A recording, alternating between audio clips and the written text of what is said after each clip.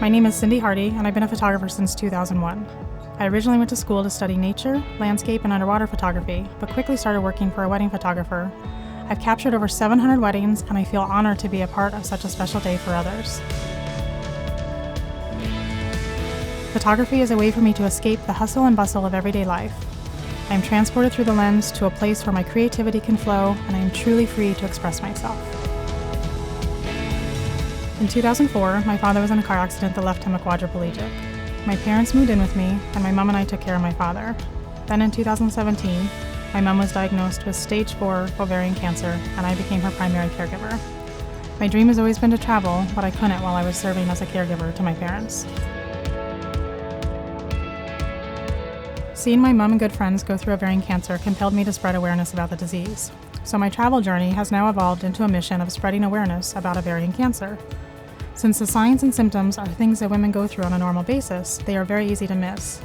There is also no diagnostic test that currently exists to screen for ovarian cancer. So awareness about the disease is extremely important for early detection. Most women are not diagnosed until later stages, which greatly lowers their chance of survival. Before my mom passed away, I promised her I would travel more. So I converted a van that Valentino and I can live in while we make our way across the country. Valentino was a stray dog that was hit by a car on Valentine's Day, and one of the doctors at my vet's office brought him in and performed surgery on him. He is a German Shepherd mix, some think with Rhodesian Ridgeback and some think with Lab. He loves supporting his Nana and ovarian cancer awareness by wearing teal. Throughout the trip, I plan to visit with ovarian cancer survivors and women in treatment to help share their stories.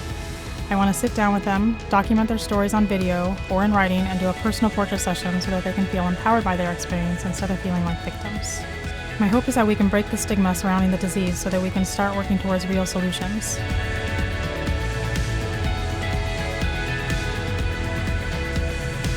My current plan is to leave Arizona in May and head to Dallas, where I will be officially kicking off my journey at the National Ovarian Cancer Coalition's Wellness Retreat. From there, I will head down to Austin first, then up to Iowa, Chicago, and northern Indiana. I will then head into Toronto before making my way over to Nova Scotia, where my sister and nephew will join me to take care of our mom's ashes. From there, my sister will fly back, and my nephew and I are going to take 2 to 3 weeks to drive back to the Phoenix area, where I will work through the fall season and then start my trip again. I'm hoping after that I will be able to do this full time and keep traveling around the country to continue spreading awareness and telling the stories of survivors. I decided to name the van Kaylee, which means a celebration of life in Scottish Gaelic. When I was trying to come up with a name for the van, I knew I wanted to incorporate my Scottish heritage in some way, so I started looking for Gaelic or Scottish names that meant warrior, since my mom and I were called warriors quite often during the cancer journey. And that's when Kaylee showed up. I think a celebration of life is the perfect description of my journey in the van.